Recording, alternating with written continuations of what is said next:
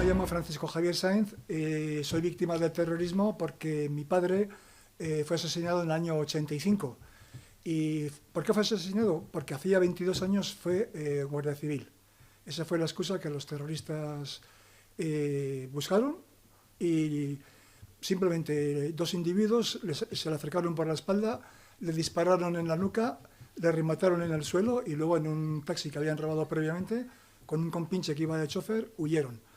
Han pasado 38 años y bueno, aquí me tenéis para contestaros a todo lo que queráis. Soy un libro abierto y gracias por venir. ¿Y en tu caso está sin esclarecer? Sí, el caso de mi padre está reivindicado por la ETA, la organización terrorista ETA, pero no se sabe quién apretó el gatillo. Al parecer, la Guardia Civil, por la cosa de balística, supo que con una pistola que incautaron en su día, que se habían cometido varios atentados porque las pistolas se la pasaban de unos a otros, que esa pistola fue una la que mató a mi padre, pero nadie sabía nada. En fin, yo, como digo así en plan humor negro, cuando les preguntaban por mi padre, ellos decían pasapalabra. Y bueno, lo que queráis me preguntáis luego. Bueno, me llamo Bárbara Dürkop y estoy aquí porque pienso que lo más importante que tengo que hacer yo soy enseñante de instituto, es estar con jóvenes para dar testimonio, no porque yo he pasado un horror, sino para que esto no se repite. Que hay que estar muy, muy atentos a los comienzos. Y eso decían los alemanes después de la guerra. Yo nací en 1945, justo después del armisticio en Alemania, y tenía un lema que decía, ojo con los comienzos. Y eso no quiero asustaros, pero también que me parece fantástico que estáis aquí, que veis lo que ha habido, porque la historia... Creo que todas las víctimas queremos que la historia se escriba sin tergiversar. Que aquí no pasa página, se puede hacer, pero cuando se ha leído la historia, etc. Bueno, mi marido lo mataron en casa, tocaba en el timbre, él abría, él era político, era secretario general del Partido Socialista en el País Vasco. Entraron y le mataron con 15 balazos, que era bastante, así que sin contemplaciones. Él abrió la puerta, le pegaron 2 tiros, uno en la cara, otro en la carótida, eso era mortal de necesidad, él se metía por dentro. Yo acabo de llevar a mis hijos pequeños, no el más pequeño, a la guardería, y en casa también estaba mi hijo mayor de 17 años y la chica con el niño de 8 meses. Lo digo eso para que veáis la brutalidad total, porque no hay, perdón, es como, digamos, no ven la persona, porque si tú ves la persona no puedes hacer esto. La verdad es que han sido tiempos duros, pero yo creo que lo más importante ahora es hablar con vosotros. Yo también, como digo, yo tengo todas las respuestas, mientras que vosotros tenéis las preguntas, ¿vale? Que no hay problema ninguno, pregúntame lo que queráis, ¿vale? Gracias, Bárbara. Buenos días, Egunon. Chicos, chicas, gracias por estar aquí. Os he visto muy interesados en toda esta exposición y os doy las gracias. Yo soy José Aguilar. José Aguilar era guardia civil cuando tenía 26 años en el cuartel de Alsasua.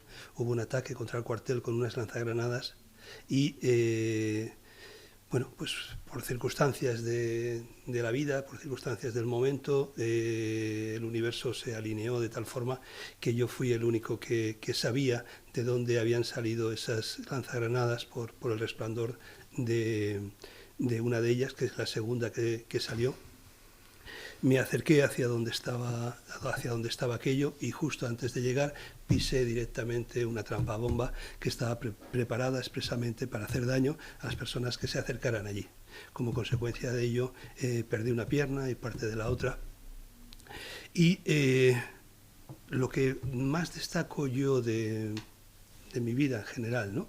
Son 2 pinceladas porque, como bien ha dicho Bárbara y Javier, lo que enriquece nuestras aportaciones, sobre todo, son vuestras preguntas, que os animo a hacerlas, tanto en público como si luego en privado queréis hacer alguna pregunta, pues también estamos a vuestra disposición.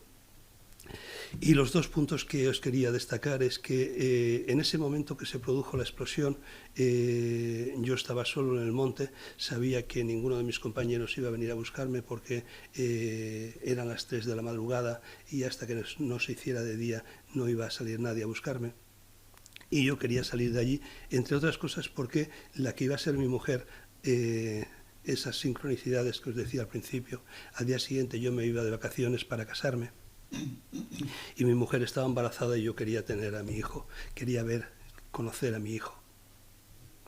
En ese momento que surgió la explosión, yo lo que recuerdo es que salté en el aire y volví a caer y intentaba levantarme y no podía levantarme. Había algo en mis piernas que me impedía levantarme. Destacar lo que para mí me ha marcado la vida, ¿no? En ese momento estábamos allí en el monte, solamente yo le llamo el jefe, otros le llaman Dios, otros le llaman universo, otros le llaman Mahoma, otros le llaman Alá. Para mí es el jefe, estábamos el jefe y yo, y le pedí que hiciéramos un trato. Él me ayudaba a salir de allí y yo podía conocer a mi hijo y yo a cambio le ofrecía lo que se me ocurrió en ese momento. No me preguntéis por qué se me ocurrió eso, pero fue lo único que en ese momento tenía dentro y lo expresé, que fue el perdón hacia las personas que habían preparado ese atentado concretamente. Eso ha marcado mi vida muchísimo. De alguna forma, bueno, pues el jefe cumplió y yo llegué arrastrándome hasta las inmediaciones del cuartel y yo también he querido cumplir por mí y por mis hijos, ¿no? Yo no hubiera concebido que ninguno de mis 5 hijos tuviera que cargar con esa mochila tan pesada del odio, del rencor, de la venganza.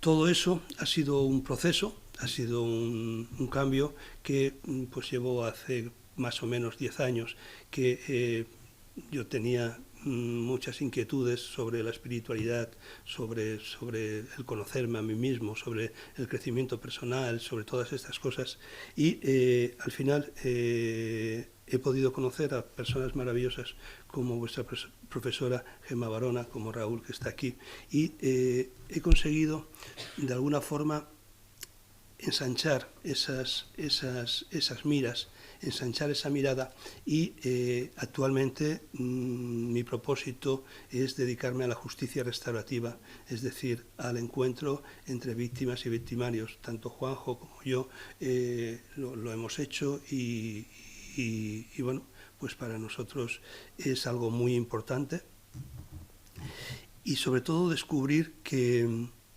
sí, que las 4 personas que estamos aquí delante vuestro hoy somos víctimas, pero en el otro lado también hay mucha víctima, también hay mucho dolor, también hay mucho sufrimiento y todo eso no lo podemos olvidar, todo eso tenemos que tenerlo presente y si, como decía Bárbara, queremos contribuir a que esto no se repita nunca más y si fuera posible aportar ese granito de arena de esa convivencia, esa pacificación, porque todavía hay muchas cosas que solucionar, si fuera posible, pues estupendo.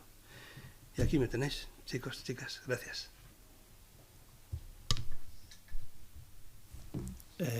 Muy buenas a todos y a todas, bueno, a todas porque soy mayorías.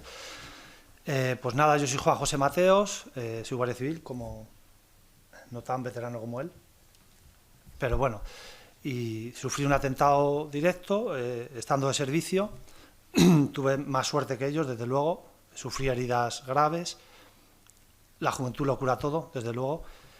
Luego estuve luchando en primera línea contra la ETA de su entorno, desde lo que era el grupo antiterrorista de la Guardia Civil o el grupo de acción rápida. Me afinqué aquí, a pesar de todo, me quedé aquí por amor y aquí sigo. Entonces, bueno, pues mi objetivo hoy es, como expresan ellos, que sobre todo las nuevas generaciones tengan un concepto real de lo que ha ocurrido, ¿no? La referencia para mí es el Centro Memorial y los historiadores. He escrito varios libros, voy cogiendo un caché ya poco a poco, literario, con cuestiones que solo se documentan, por desgracia, por lo que ha ocurrido. Y lo que ha ocurrido es que hay un montón de asesinatos, se contabilizan más de 850 y todo lo demás, ¿no? Incalculable, el dolor es incalculable, pero mi objetivo sobre todo es eso, llegar a las nuevas generaciones. Lo que gano con las ganancias de los libros, pues me gusta utilizarlo, por ejemplo, de esta manera, que agradezco a Gemma que se muestre valiente en ese sentido, porque hay que ser valiente, y sobre todo aquí para hacerlo, y bueno, lo demás, pues soy un privilegiado, ¿no? Habéis escuchado sus historias. Bueno, yo sí que he hecho una labor, soy un poco agnóstico, la verdad, con el tema de la religión, pero bueno, como él dice, todos tenemos ahí he hecho una labor así como hacían los curas antiguamente, de hablar con muchas viudas, con muchas personas. Conocí a Javier trabajando en las artes y bueno, pues él me ha ayudado mucho, me ha acompañado mucho también, y a día de hoy mi objetivo es eso, que las nuevas generaciones, a través de las redes sociales tan demonizadas por mí en muchos sentidos y tan útiles en otro aspecto criminológico, que es lo que estáis estudiando en su día, pues hoy yo creo que son fundamentales para difundir la realidad de todo esto. Y por desgracia el peso de todo esto lo dan las personas asesinadas, mutiladas, y todo el círculo, ¿no? Cuando ETA colocaba un coche bomba, esa onda expansiva era muy amplia. Hoy es muy amplia todavía y por desgracia pues hay que estar ahí. Y nada, agradecer a Raúl desde luego y a Gemma otra vez. Y bueno, me gustaría que me preguntaseis cosas, pero cosas de peso, cosas, y más de donde procedéis algunos, cosas de peso, cosas de las que quizá se hable menos, y bueno, que estoy a vuestra disposición. Pues nada, es vuestro turno. Si alguien se anima, sube nota, ¿eh? Hablad con vuestra profesora. Sube. Hola, soy Unas y mira, quiero os preguntar una cosa. Al hilo que hace poco sacó Jordi Évole el documental de Josu Ternera, donde la víctima por fin descubre después de tantos años quién podría estar implicado en el ataque que sufrió, vosotros si tuvieseis la oportunidad de estar cara a cara delante del perpetrador, ¿qué pregunta aislaríais o si seríais capaces de escuchar el razonamiento de sus ataques? Gracias.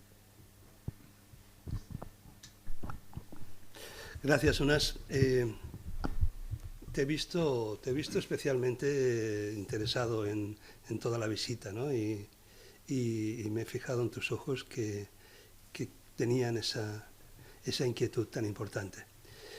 Gracias. Unas, el programa de Évole, para mí, como un mero espectador, ¿no? Fue una manipulación total hacia esa persona, ¿no? Incluso en el programa se transmitía que el policía municipal se enteraba de determinadas cosas a través de las palabras de Josu Ternera, ¿no? Évole me parece un excelente profesional, es un gran periodista que tiene una trayectoria magnífica, pero en este caso creo que fue una manipulación total a la víctima que acudía en ese momento, ¿no?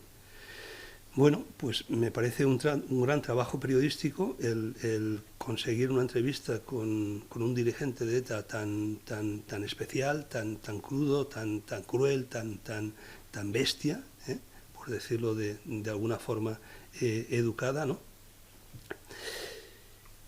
Pero me pareció, ya te digo, algo totalmente manipulativo hacia esa persona. Yo he participado en 2 encuentros. No directamente con las personas que perpetraron el atentado en el que yo resulté herido, sino con otra persona de otro comando que había tenido atentados que habían muerto personas, y que llevaba ya, después de cumplir 20 años en prisión, llevaba varios años pidiendo entrevistarse con un miembro de las fuerzas y cuerpos de seguridad del Estado que hubiera resultado herido. Para mí aquello fue muy importante. Pero con lo que me quedo, efectos de economía, podríamos hablar de economía del tiempo, podríamos hablar mucho y muy largo del tema, pero con lo que me quedo es con su sentimiento de que aquello no había servido para nada. 50 años de lucha de ETA no había servido para nada. Con eso es con lo que me quedo. No sé si te he contestado. Sí, ¿está bien? Gracias. Yo voy a añadir, yo participo en los encuentros también con Gemma. Yo no tengo origen policial para nada, mi marido lo mataron por ser político, pero en estos encuentros una de las preguntas que se preguntaba era, tú si ves a el que mató a tu marido o el que dio la orden, ¿cómo reaccionarías? Eso no se puede contestar antes, porque a lo mejor en el momento que yo estoy cara a cara con la persona que dice que él dio la orden a matar a mi marido, en ese momento podía entrar y haber dado dos, no voy a decir la palabra porque soy educada, pero bofetones y hubiera salido, o le hubiera insultado, pero no fue el caso, porque él además... Así hablamos de dos cosas en unas palabras. Él además estaba allí y había presentado 2 páginas escritas donde pedía perdón. Entonces, como se ha mencionado aquí también, yo personalmente pienso que el perdón es muy personal. Y el perdón, en todo caso, tenía que pedir a los que han matado, porque la víctima es él. Otra cosa es que yo como víctima te dice, yo no te voy a perdonar. ¿Cómo te voy a perdonar? Acabas de matar a mi marido. Hay 4 hijos sin padre, uno de 8 meses que no va a saber cómo era su padre. Ahora hay 4 nietos que tampoco van a tener un abuelo, pero sin sentimentalismo. ¿Cómo yo puedo perdonar eso?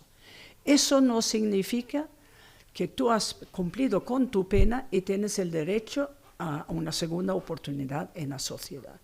Pero yo también digo, como tú, no tenía ningún interés, y lo digo con esa claridad, ir a las cárceles, hablar con ellos, etc. Está mal que se han hecho, pero yo no tengo la sensación que yo tengo que mitigar sus inquietudes, etc. Pero no porque soy cruel, pero es que no me sale. Me sale que el derecho a la segunda oportunidad, pero que no me pida jamás que sea su amiga o tenga relación privada con esta persona. Gracias. Totalmente de acuerdo con lo que ha dicho Bárbara y José.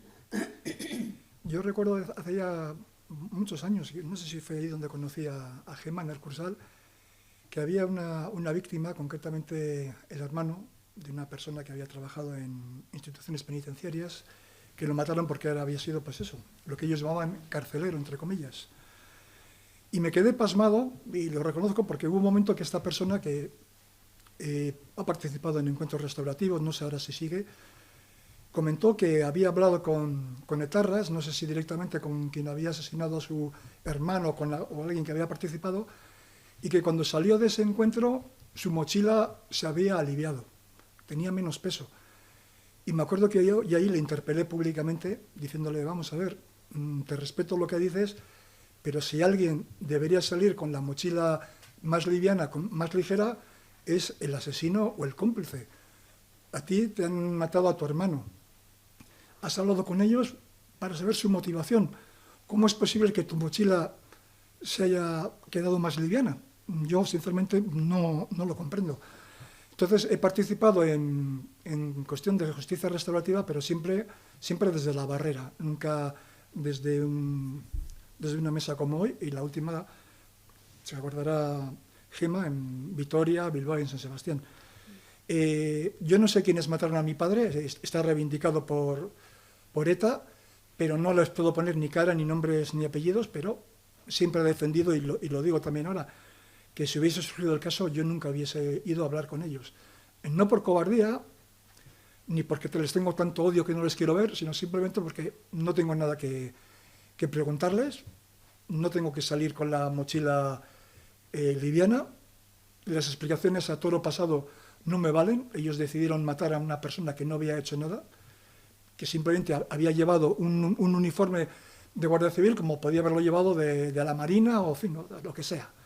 Entonces, mi mensaje es, no odio, no sé si me salgo del tema, pero vamos, quiero decir claramente que no odio, salvo los primeros meses o el primer año. Lógicamente yo creo que todos en un primer momento hemos odiado y mucho.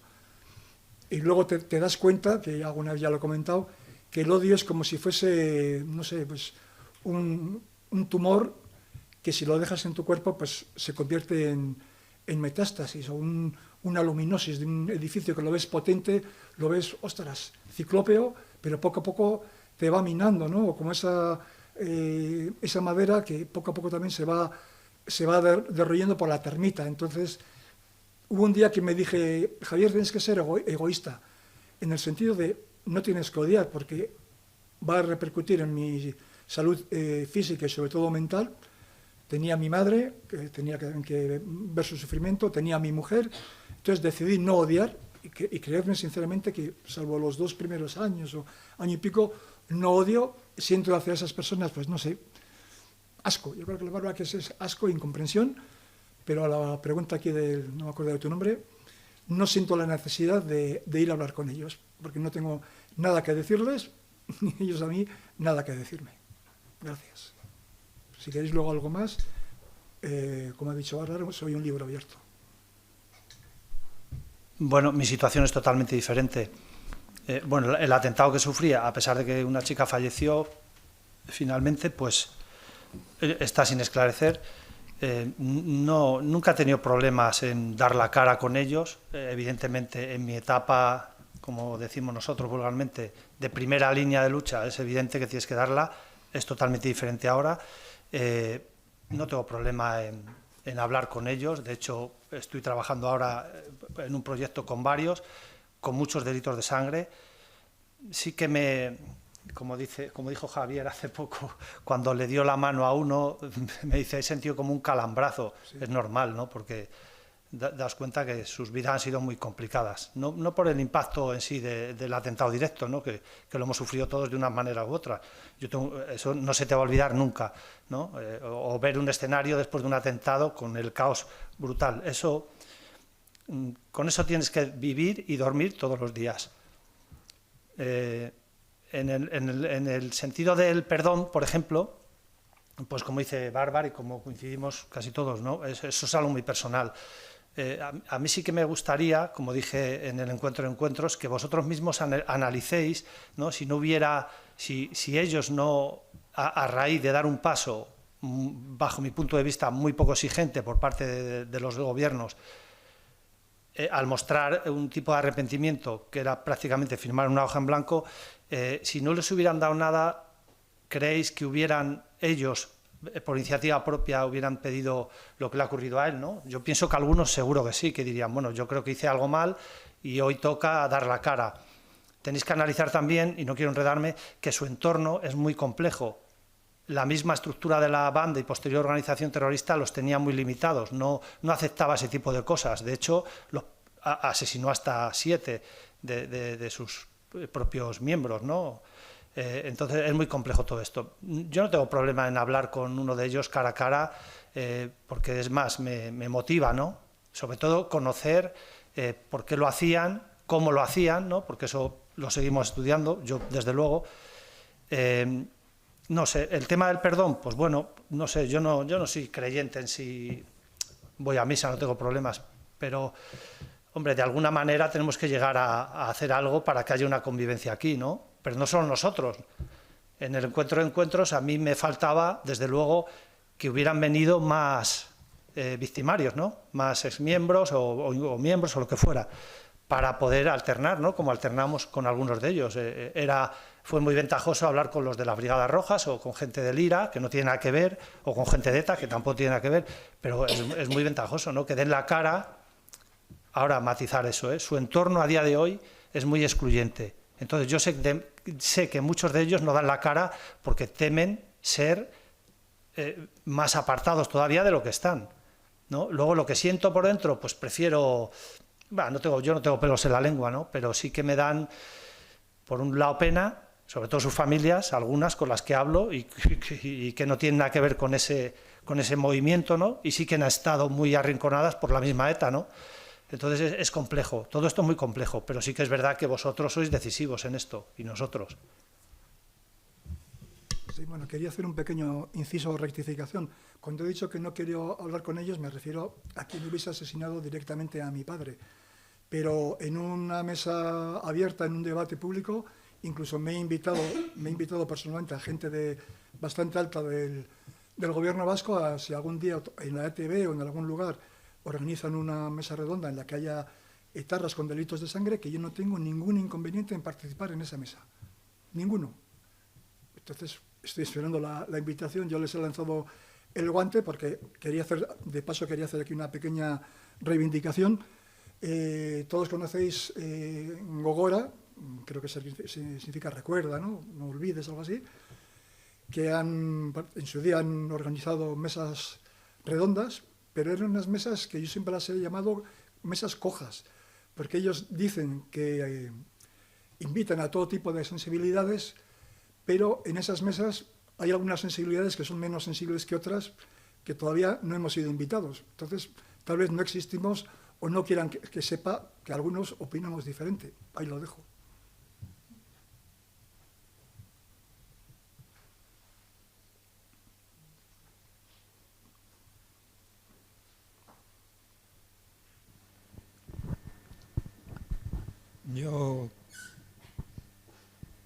Funciona o no, sí. Yo quiero hacer una pregunta más dirigida hacia Juanjo y a José, ya que todo el mundo habla de la represión que sufre y ha sufrido supuestamente el pueblo vasco por parte del Estado, pero creo también que la Guardia Civil en este caso sufre y ha sufrido bastante represión. Entonces, ¿cómo habéis vivido desde vuestro oficio esta represión? ¿O no? Gracias.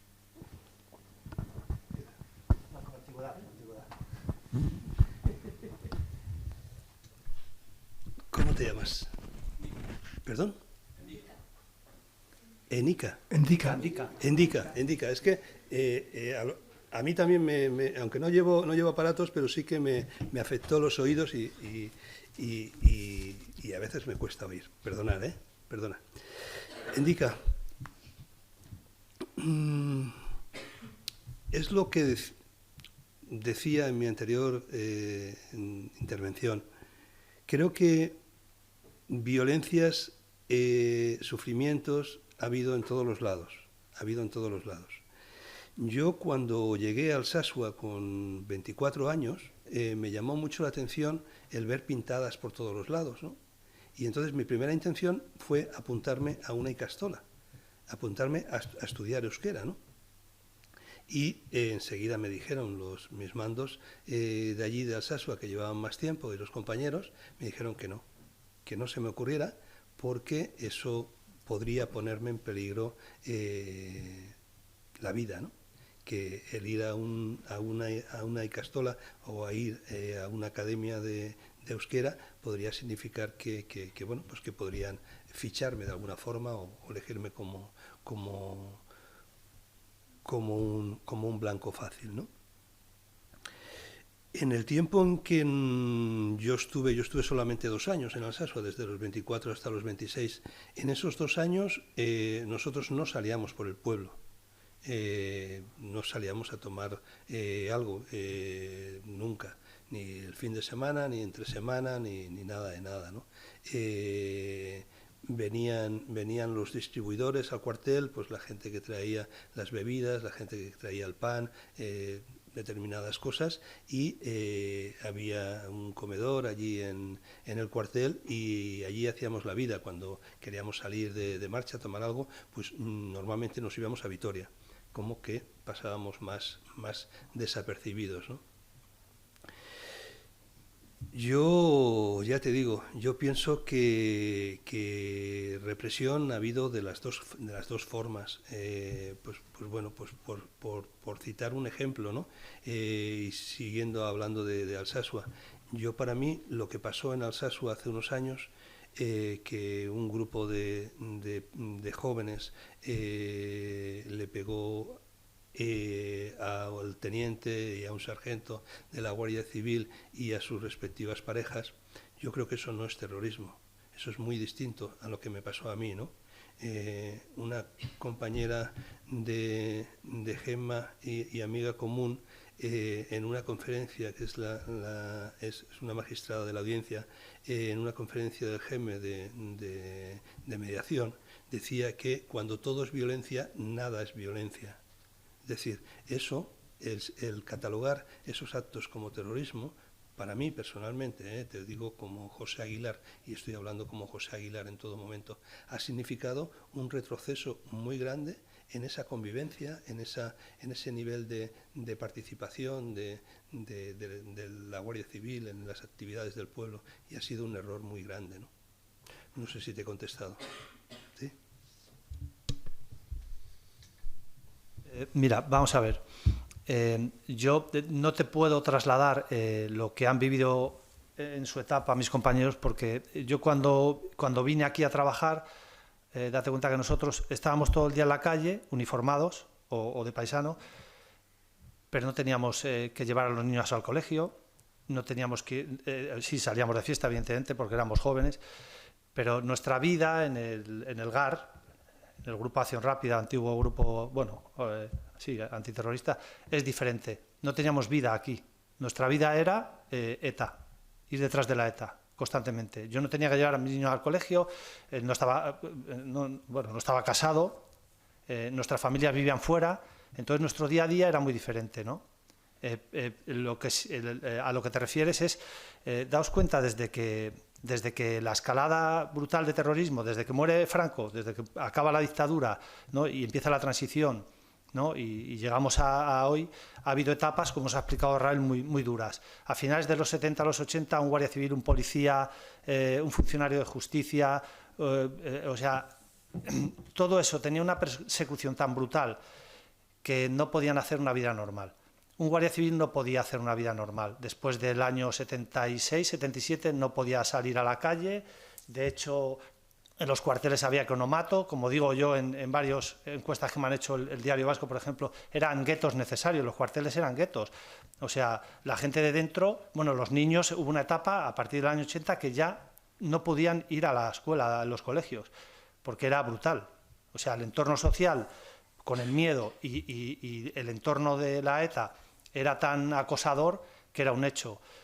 A día de hoy eso ha desaparecido, ¿no? Nuestra imagen sigue ahí, lógicamente estamos demonizados por un sector mínimo de la sociedad y el resto, pues, bueno, la fuerza y cuerpo de seguridad tenemos que tener las espaldas muy anchas porque ahora mismo, con todo lo que está ocurriendo, igual, tienes que dar la cara y es así. Yo no viví nada de eso, yo he vivido la etapa posterior, ¿no? Yo me voy del grupo antiterrorista, paso a policía judicial, ¿no?, muy relacionado con lo que estáis haciendo, años después, y sí que tengo que seguir tomando precauciones, lógicamente, pero ya trabajaba de paisano, en la calle, que era doble agravante. Trabajar aquí, en Euskadi o en Navarra, era muy diferente a trabajar en el sur, donde íbamos, al Estrecho, por ejemplo, ¿no? ¿Por qué? Porque allí teníamos un enemigo. Aquí teníamos dos, teníamos a la ETA por un lado y a su entorno y a los malos por otro. Yo en eso, hombre, luego hablamos, porque te voy a dar algo para que lo leas si quieres y te vas a dar cuenta de lo que era, ¿no? Que por desgracia se documenta con cosas como estas, ¿no?, con cosas de peso. Me parece que esa era la pregunta, ¿no? Yo lo que veo hoy, por ejemplo, que se avanza mucho, lentamente, pero eso, yo llevo a mis niños, voy y vengo al colegio y lo pienso todos los días. Digo, esto hace años pues no lo podía hacer, porque sería un objetivo directo, ¿no? En una ciudad grande menos, pero en los pueblos pequeños era brutal. Pero no solo nosotros, ¿no? Por ejemplo, dentro de la estructura de la ETA, su entorno, ¿no?, nosotros nos movíamos. A la hora de hacer detenciones, el secretario judicial era objetivo de ETA. Tenía que llevar un pasamontañas, que no sé quién me preguntaba por ahí, ¿y por qué se llevan pasamontañas? Si en el pueblo te reconocían, eras objetivo de ETA. Si te veían conmigo tomando un café, sabiendo que yo era guardia civil, yo era objetivo, tú podías pasar a ser objetivo por ser un chivato o amigo. De hecho, asesinaron al panadero de Pasajes o al pescadero en un pueblo de Bilbao por servir a la Guardia Civil. Entonces, para mí era una mafia tan estructurada o desestructurada que llegábamos a todo eso. Lo que dice José es muy... A mí me gustaría tener su mentalidad, ¿no? Yo pienso diferente. es evidente que por su lado también se ha sufrido. Yo he hablado con padres de etarras que han sufrido muchísimo porque estaban en contra totalmente de lo que hacían sus hijos.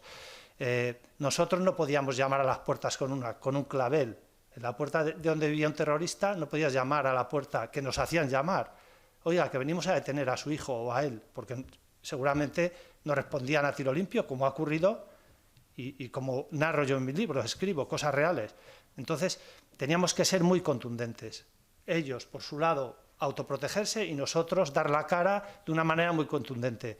No todo se hizo bien, es evidente, es imposible, ¿no? Con la presión que ejercía la ETA en su entorno, era imposible hacerlo bien. Aún así, bueno, pues yo siempre presumo de esto. En la unidad donde he estado han sido 31 años en primera línea.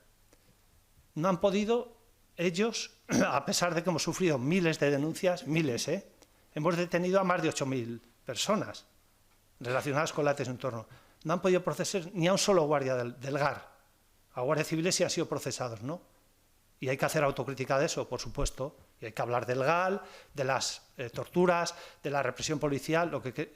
Yo estoy abierto a todo, pero con una base, ¿no? Con una base fundamentada, ¿no? Con unos datos. No hacer una novela, meternos ahí a todos y al final éramos torturados nosotros, pero los jueces también, los políticos, un profesor de universidad, un luchador antifranquista que era periodista, todos éramos represores de lo que ellos querían implantar. No sé si he contestado, pero es que si no me lío y...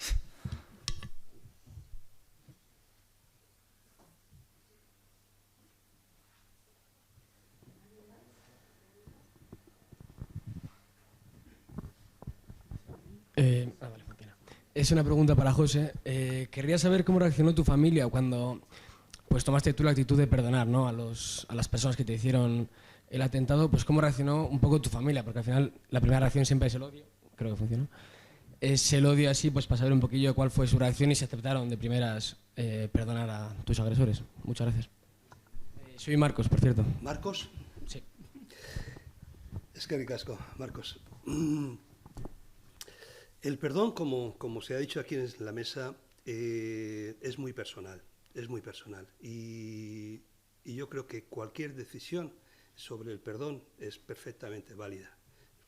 Quien tiene las herramientas para conseguir ese perdón, lo consigue. Quien no tiene las herramientas, pues no lo consigue. Pero es perfectamente válido y respetable una posición y otra posición.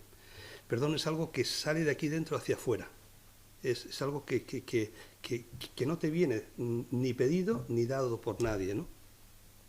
A mí no me hace falta que nadie me pida perdón, ni nadie que pertenezca a ETA o que no pertenezca a ETA, no me hace falta. Yo perdoné en ese momento a las personas concretas que habían preparado ese atentado y he seguido manteniendo eso. Y eso pues me ha dado una determinada visión de la vida, ¿no? Mi familia es distinto. Durante mucho tiempo no hablábamos entre nosotros de lo que pasó.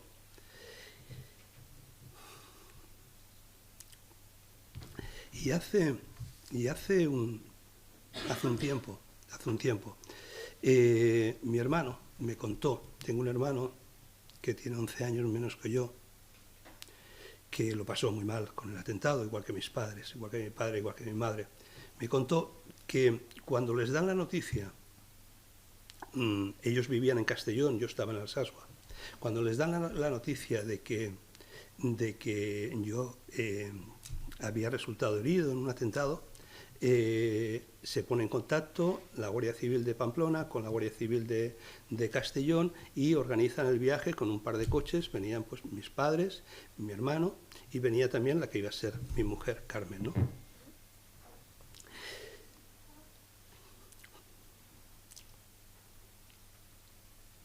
¿Quieres un poquito de agua?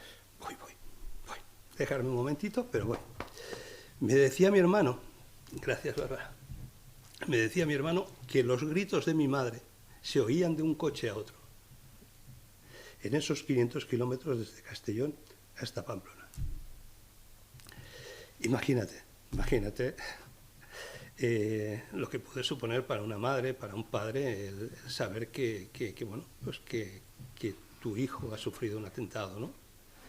Y ahí también os animo a que lo veáis desde el otro lado, ¿no? Es decir, para nosotros, para los que somos padres, lo que más nos importan sois vosotros, los hijos.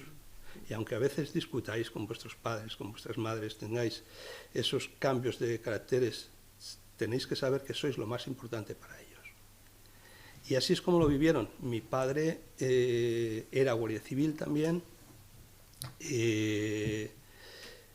Estaba muy orgulloso de que yo fuera guardia civil, de que fuera ascendiendo, que fuera haciendo carrera dentro de la Guardia Civil, y el verme sin una pierna, el verme ponerme una prótesis, el verme andar con dificultades, para él era muy, muy duro, muy duro, muy duro. No es lo mismo que tú recibas directamente el daño a que lo reciba una persona que tú quieres mucho, ¿no? Cuando lo recibe una persona que tú quieres mucho, la reacción es distinta. Yo había tocado fondo. Yo con 26 años, a mí me gustaba jugar a fútbol, me gustaba andar en moto, me gustaba nadar, me gustaba hacer muchas cosas que en principio te planteas, coño, ¿y ahora qué va a pasar, no? Bueno, pues sigo andando, antes andaba en moto, ahora ando en quad, por las 4 ruedas. Sigo nadando todo lo que puedo, no corro, pero sigo nadando y sigo haciendo menos deporte del que debería, ya os habéis dado cuenta, pero sigo haciendo lo que puedo. No sé si te he contestado, Marcos. Sí. Chicos, ¿quién se anima? Por adelante también. Os digo una cosa, estáis mayoría de chicas y solo preguntan ellos, ¿eh? Me he fijado, porque normalmente suele ser al revés, ¿eh? Sí. En fin. Por norma general es al contrario. Que no es... Vosotros si queréis preguntar, también podéis preguntar, pero vamos. Además, porque hay ya una no. bancada, sentados los tres juntos. Gracias. ¿Puedo añadir una cosa a José? Sí. Muy breve. Yo he tenido la suerte que mis hijos eran pequeños. Uno mayor que estaba en casa cuando entró el asesino y lo vi salir. Y cuando ha salido, tiempos después decía, ¿por qué no me levanté a defender a mi padre? Y tenía 17 años. Y digo, menos mal que no te levantaste, porque midía 1,80 y tanto. Eso para ETA era un testigo. Pero lo que quiero decir es que eso para mí ha costado, incluso aunque los pequeños lamentablemente no han tenido padre, entonces, claro, la figura existe, pero no es lo mismo que tenerlo presente como el mayor. Gemma lo sabe, me costó tiempo para decir a mis hijos que efectivamente participaba en la memoria restaurativa y que había estado cara a cara a quien dio la orden. Y se quedaron pensativos, pero dijeron, bueno, si tú piensas que lo tienes que hacer, y ahora estoy hablando de edades de 45, así ya son hechos y derechos, pero hasta yo tenía esa sensación, ¿cómo lo comparto? Porque que puede ser muy violento, pero es un añadido que es mucho menos fuerte que lo tuyo. ¿Vale? De todas maneras, si analizarais a muchas personas, ¿no? A viudas, a huérfanos o gente que hemos sufrido de muchas maneras, es raro encontrar, yo por lo menos, que hablo con muchísimas viudas, en Irún hay una barbaridad de ellas, y suelo quedar, o bueno, con Javier, que, bueno, mi mujer dice que cuando quedamos, ya te vas con la rubia, o sea, que figúrate la relación que tenemos.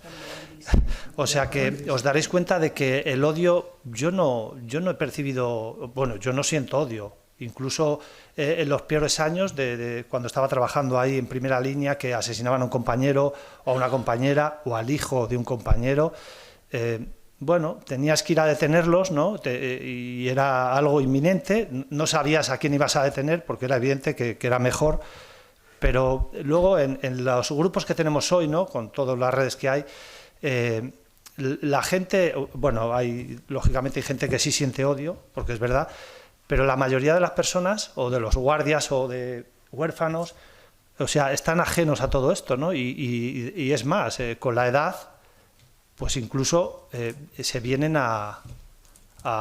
sobre todo la gente que es muy religiosa, a aceptar de alguna manera ese perdón, ¿no? O participar en la justicia restaurativa, que yo creo que es muy favorable. No vale para todo, como ya hemos hablado, pero sí que es evidente que bueno, lo que pasa es que luego a mí me defrauda un poco bastante, ¿no? Cuando hablo ya en privado con determinados exmiembros, ¿no? En este caso, me resulta un poco violento, ¿no? Cómo justifican asesinar a una persona como a su marido o a su padre, ¿no? Incluso rematarlos como hacían, ¿no? Cuando yo les pongo eso en la mesa de manera privada, en público, no me gusta, ¿no? Porque si no, los pocos que se acercan dejan de ir. Pienso así. Es duro, ¿eh? Es duro porque dices, joder, si es que... pero claro, eso ya está hecho, ahora hay que buscar otras vías, ¿sabes? Pero odio, la verdad es que yo no... Y luego, respecto a las familias, cuando hablan del tabú, ¿no? De lo que es hablar aquí, sobre todo en Euskadi, las familias, que hay un tabú. Ese tabú también, o sea, mi madre, que se enteró como ella, ¿no? De una manera así directa por otro mando de mi pueblo, pues oye, no sabe lo que hago ahora mismo, es mayor y no quiero... Pero mis hermanos, que somos muchos, pues lo ven bien, ¿no? Lo ven como una actitud valiente, ¿no? De decir, bueno, joder, hay que estar ahí, ¿no? Y al final las personas coherentes y normales, pues lo que buscan es de alguna manera la convivencia y el hermanamiento. Lo que pasa es que es duro, la verdad, es duro encontrarte con esas respuestas, ¿no? Que a veces te dicen.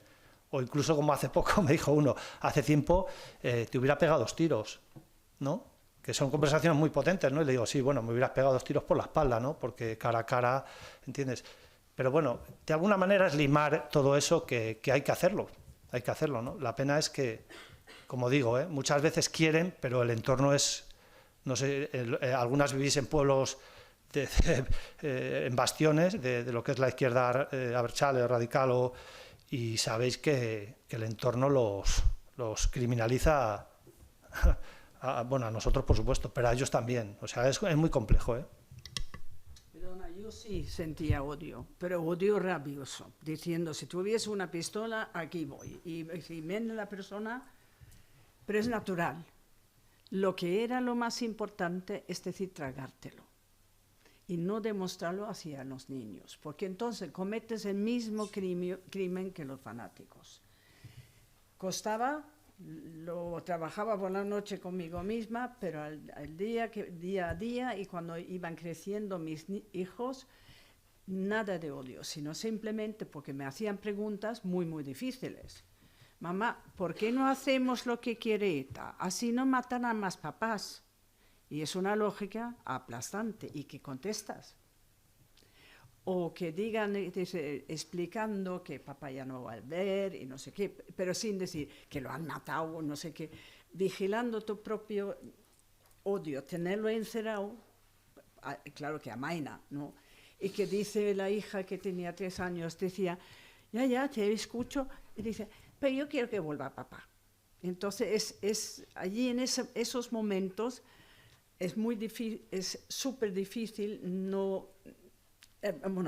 controlar ese odio, que es lógico y humano. Pero después, con el tiempo, lo mismo que tú aprendes de vivir con la pena, porque siempre vas a tener una ausencia. Una cosa es sufrirlo y otra, haber aprendido a vivir con él. Y el odio hay que borrarlo, porque el odio es lo peor que hay. Quería añadir eso a lo que tú habías dicho. Perdona, Pero... Mira, daros cuenta que mis hijos están aquí y ellos pueden hablar libremente si se atreven. No quiero ponerlos en un...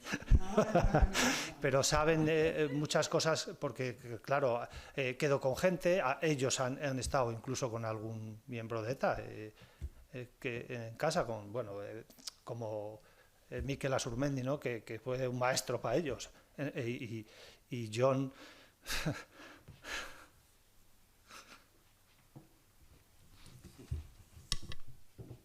Mira, yo quería 2 apuntes. Uno, mi hijo se enteró de lo que le pasó a su abuelo que no conoció, ya con 15 o con 16 años. Yo jamás le menté la más mínima palabra porque no quería inculcarle el odio. Era un chaval pequeño, como se suele decir, pues era un retoño, y nunca quise contarle nada. Él, por palabras sueltas que pillaba, por mi difunta madre, pues le preguntó un día a su madre, a mi mujer, qué había pasado con su abuelo, y mi madre, o sea, perdón, mi mujer se lo comentó. Pero yo nunca quise contarle nada, simplemente para no inculcarle malos entendidos, odio, venganzas. Y bueno, no sé si hice bien o hice mal, pero lo hice. Y otro dato a tener en cuenta que no os ha comentado aquí es que tal vez en esto que llaman el conflicto entre ETA y España sea el único conflicto, por decirlo de alguna manera, que jamás ha suscitado ni ha provocado un caso de venganza. En los 800 y pico muertos que ha habido y varios miles de heridos o lisiados o mutilados, como queráis llamarles, jamás nadie se ha vengado contra un etarra o contra alguien del entorno etarra. Creo que eso es muy significativo, ¿eh? Ni un caso de venganza. Controla las horas, el tema. Sí, ya, la verdad, no sé qué es. Hay una pregunta. ¿Tenemos una chica valiente? Sí. No hay muchas, Bueno, va bien. Soy Beatriz y quería preguntar ¿por qué perdonáis? Es decir, como víctimas, ¿qué os aporta perdonar? Porque una cosa es, entiendo que es querer entender por qué han cometido según qué casos, ¿no? Pero llegar a perdonar a vosotros como víctimas, ¿qué os aporta? Gracias. No, yo no perdono, así que... Yo tampoco, Eso no tengo que decir yo tampoco nada. lo tengo muy claro, no tengo nada que perdonar, no puedo opinar. Pues entonces te contesto yo. Dime tu nombre, por favor. Beatriz. Vamos a ver. Mi caso, bueno, como estáis viendo aquí, somos 4 personas y cada uno hemos reaccionado y hemos llevado las consecuencias de ese atentado de una forma distinta, ¿no? Pero entrando en el perdón, mi caso es un poco especial o distinto, ¿no? Cada caso es distinto y cada caso es diferente, pero yo en ese momento, cuando estaba herido en el monte solo, a través de ese trueque con el jefe, perdoné. Eso a mí me ha condicionado la vida de una determinada manera. ¿Por qué perdoné? Pues en ese momento porque necesitaba fuerzas. Había como 400 metros desde donde estaba hasta el cuartel que necesitaba fuerzas para llegar hasta allí. Y el único que se me ocurrió que tenía a mano para pedirle fue al jefe. Y a cambio le ofrecí mi perdón. Durante todos estos años, un poco lo que decía también Bárbara, ¿no? Por supuesto que cada atentado que veía por la televisión, algunos de ellos de personas conocidas y personas con las que había tratado mucho, por supuesto que te dan mucha rabia, te dan indignación, te producen esos sentimientos que son totalmente humanos, ¿no? Pero lo que intentaba era no transmitirle a mis hijos esa mochila del odio, del rencor y de la venganza, porque esa mochila es muy pesada. Yo durante 10 años, de los años 90 más o menos, sí, al 2000, antes de que los políticos se preocuparan un poquito más de las víctimas, cuando nadie se preocupaba de las víctimas, ¿no? Y eso puedo dar fe, era el delegado de la Asociación de Víctimas del Terrorismo en Navarra. Hoy en día no pertenezco a la Asociación de Víctimas del Terrorismo por una serie de actuaciones que no me han gustado y decidí decirles que no, ¿no?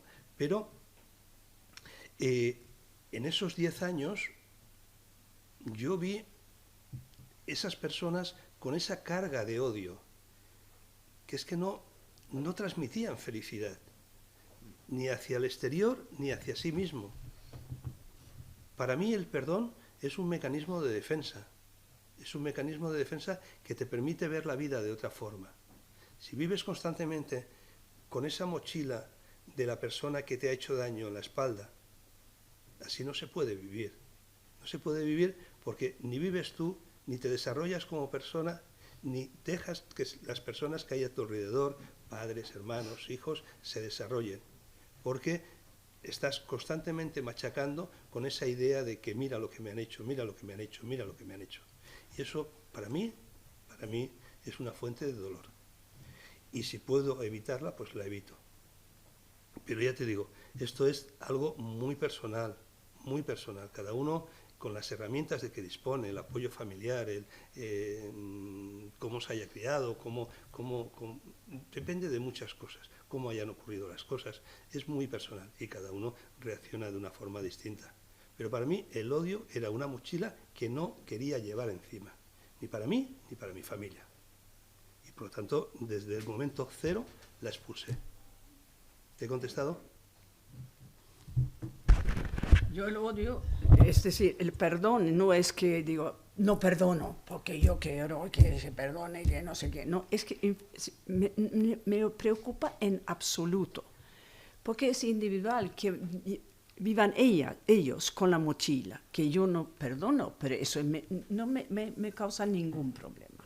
El odio estamos de acuerdo porque es malo, pero el perdón no significa después que simplemente yo lo respeto, que hay gente que lo hace, pero a mí no me causa trauma en mi vida y no lo voy hablando de esto, porque creo que es importante también decir que lo único que tenemos las víctimas en común, Gemma ya sabe lo que voy a decir, por lo de víctimas de terrorismo, yo tampoco formo parte de ninguno, lo único que tenemos en común, todos, es que no quisimos serlo, punto, y no hay más. Y cada uno vivimos nuestras experiencias, lo asumimos, lo trabajamos, salimos del luto como individualmente, y eso significa que somos humanos. Y aceptar que esto ha pasado y la forma de vivir con ello es totalmente personal. Y la verdad que yo hoy en día, yo creo que mis hijos no están traumatizados. Tengo 3 médicos y un comandante de aeronave, así que tampoco han salido tan mal. Y se habla poco de papá ahora. Bueno, el viernes era el 40 aniversario. Claro, vinieron, lloramos y recordamos, pero eso, nuestra vida, el impacto está allí.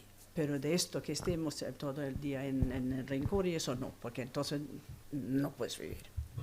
Suscribo totalmente lo que ha dicho Bárbara. O sea, me he sentido plenamente identificado con lo que tú has dicho.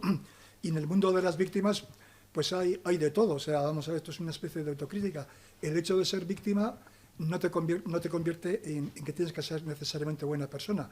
Y digo esto porque en estos 38 años yo he conocido víctimas que han sido y siguen siendo muy tóxicas. Entonces, oye, una cosa es ser víctima, otra cosa es ser buena persona y intentar aprovecharte de otra víctima, intentar contaminarla. Entonces hay que estar también un poco cuidadín, porque en fin, no todo el oro que brilla, o sea, no todo lo que brilla es oro, o como se diga.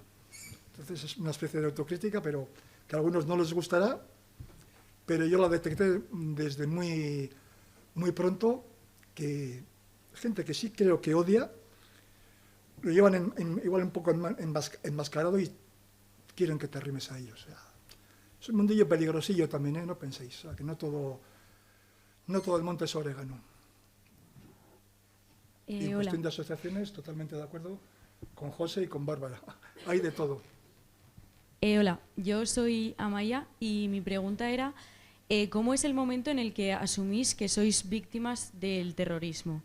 ¿Cómo es ese momento que aceptáis que realmente habéis sido víctimas y si es verdad que os ha ayudado a seguir hacia adelante, como has dicho tú, Bárbara?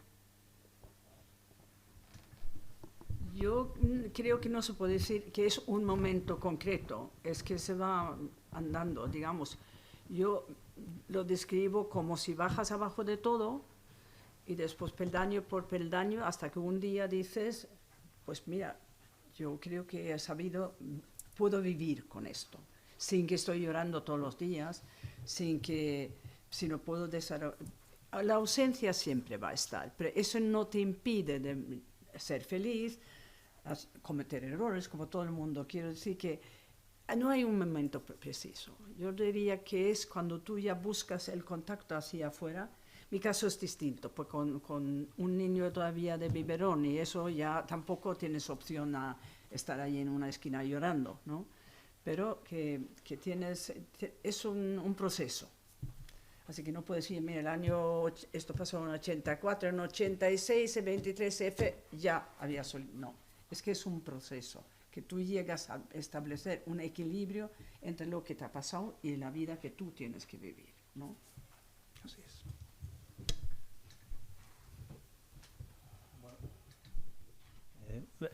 Yo creo que hay personas que están ajenas a la condición de víctima del terrorismo, ¿no? A mí la verdad no lo termino de aceptar. Lo que pasa es que sí que es verdad que luego el concepto de víctima puede ser muy amplio, porque, o sea, haberlo sufrido de una manera u otras, o sea, aquí tenéis varios de los muchos, por desgracia, que hay, y hay personas que lo sufren a diario. Yo creo que lo sufren a diario, ¿no? Porque están en silla de ruedas, o lesiones como las que tiene José, otro tipo de lesiones, ¿no? Bueno, pues lo que pasa es que hay cosas que quizás revictimicen a las personas, a las que lo han sufrido. Víctima del terrorismo, en un concepto amplio, todas las personas que han vivido aquí, en Euskadi sobre todo, o en zonas donde han sido muy atacadas por el terrorismo, en este caso de la ETA, su entorno, o de otro tipo. En este caso digo porque era una mafia tan organizada o desorganizada que al final hay personas que no tienen heridas físicas y padecen mucho eso, porque encima han seguido viviendo en lugares muy cerrados, ¿no?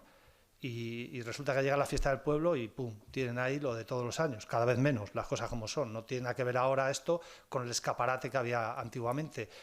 Pero yo tengo vecinos que a raíz de publicar y de ser un poco más mediático, oye, en voz baja me han dicho, es que mi padre tal, Pascual, yo nunca...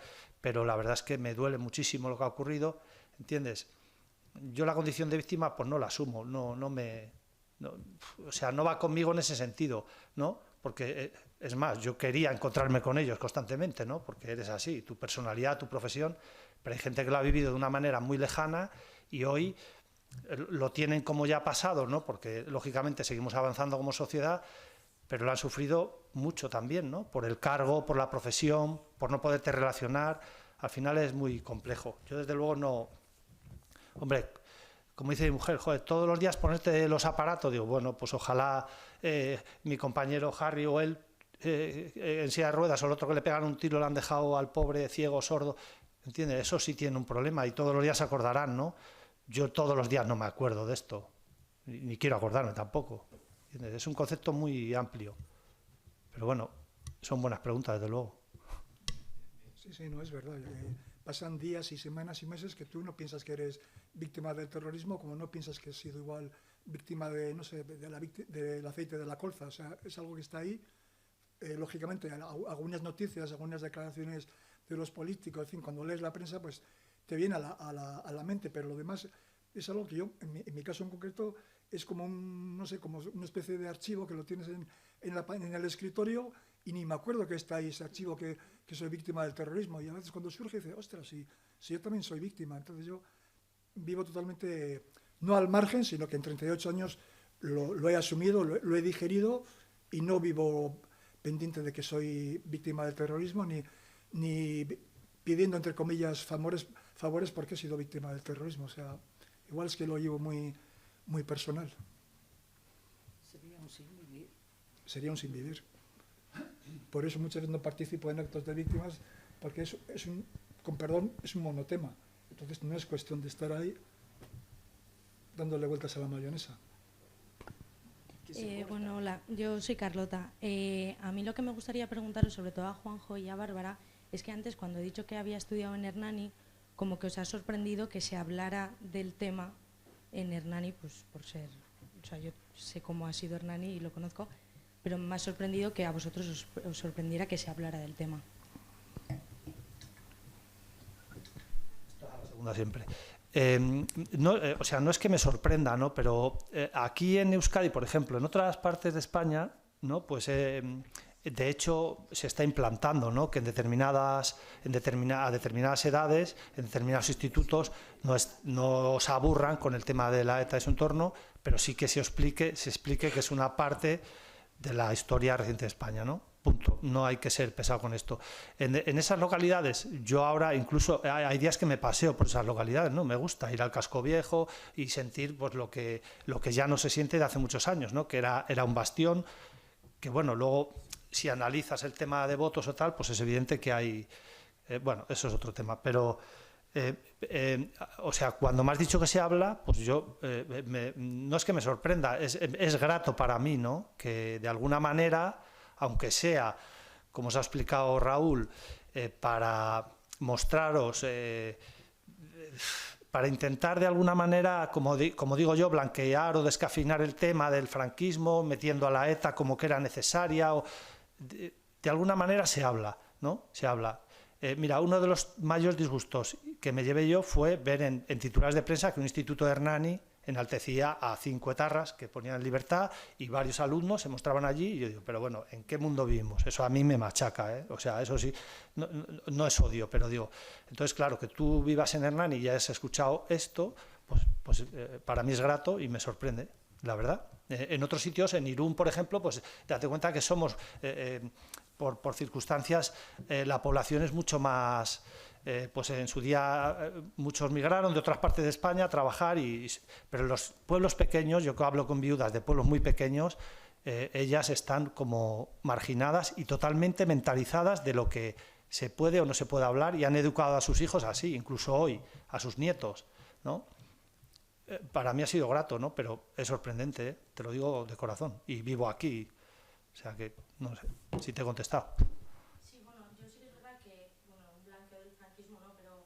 No, del franquismo no, un blanqueo de lo que era la ETA, la lucha antifranquista, ¿no? Que hay que matizarlo bien, desde luego. Sí, bueno, es que sí que es verdad que a mí me ha tocado escuchar como el otro lado de la historia. Yo he sabido un poco, también ahora con estudiando y todo, escuchar todas las partes, escucharos a vosotros, la otra vez en el encuentro, aquí con vosotros, pero luego cuando vas allí sí que es verdad que hay diferentes testimonios. También me gustaría decir lo que ha dicho Indica antes de que la supuesta represión al pueblo vasco, creo que eso, sin querer quitaros vuestro dolor, creo que sí que no es justo decir que no ha habido una represión, que haya habido una supuesta represión, porque a mí me ha tocado escuchar muchas historias en las que en los colegios se iban pasando como un muñequito cuando escuchaban hablar en euskera a alguien y al final del día quien tenía el muñequito se llevaba un castigo, o cuando estaban en clase y hablaban de norma en euskera, llegaban pues no sé quiénes eran, los inspectores o no sé qué, y se tenían aprendidas palabras en castellano porque no sabían hablar en castellano y tenían que sí o sí hablar en castellano delante de ellos. Entonces creo que sí ha existido esa represión y creo que no es justo decir la supuesta represión. Es evidente que eso existió, pero yo creo que eso quien no lo ha vivido quizá pues no puede afirmarlo. Es evidente que existió, pero como dijo Raúl, yo creo que nada justifica lo que hicieron. Eso es evidente. Yo conozco a mucha gente en Irún y yo creo que vamos a ir terminando, ¿no? Gema, yo conozco a gente en Irún de mayores que yo que me explican eso, ¿no? De la zona de Lesaca, no, es que a mí el maestro hablaba en castellano y me da un guantazo, ¿no? Eso ha ocurrido, es evidente. Pero esa gente, como yo les digo, ¿y vosotros qué hicisteis al respecto? Pues oye, pues nada, en su día, pues cuando había que alzar la cabeza se alzaba, ¿no? Quien era más valiente o más atrevido, pero bueno, yo creo que es evidente que eso ha existido y la dictadura existió también y hubo represalias que no se debieron hacer, pues también, pero son cosas puntuales o de una época, ¿no? Que claro, si todos hubiéramos hecho lo mismo por otras represiones en todo lo que es España, pues hubiera habido otra guerra civil, que es lo que pretendía en este caso la ETA y su entorno, pero vamos, no es una supuesta, eso es una realidad, eso está claro. Esto da para otra charla. Sí, para muchas. Porque hay que retroceder, analizar, porque claro, todas las dictaduras son represivas. Y la forma de después históricamente digerirlo, yo como origen alemán, no se hablaba de Hitler, pero no existía. Pero hoy en día en Alemania han editado el libro de Hitler, mi lucha con comentarios, pues si acaso nadie se deja engañar, ¿no? Del texto este, y a todos que están en último de bachillerato, es obligatorio que van a un campo de concentración, para que vean lo que había ahí. Entonces, yo creo que esto, trabajar la historia es lo más importante, y se trata también ahora de Palestina, Israel y eso. Hay que saber la historia antes que se juzga, y esa historia necesitamos también, en cierto modo, analizar y llegar a una reconciliación en una forma lógica, pero no escondiendo y diciendo, eso no hablaba. No, esto es lo mismo como dije al principio, con el terrorismo también. Hay que decir, escribamos en la historia, pero sin tergiversar. Acabo agradeciéndoos a vosotros la ocasión que nos habéis dado de escucharos, de compartir preguntas. Creo que sois muy generosas y que no agradeceremos lo suficiente la labor que hacéis, ¿no? Hay aproximadamente en España en torno a un centenar de víctimas educadoras como ellas. O sea, hoy habéis escuchado a 4 de las 100 más o menos que hay, ¿no? Y, en fin, creo que es bueno tanto para vosotras, que es terapéutico, que veis que llegáis a las nuevas generaciones, etcétera, como sobre todo para ellos. Así que, nada, yo creo que se merecen un aplauso para terminar. Y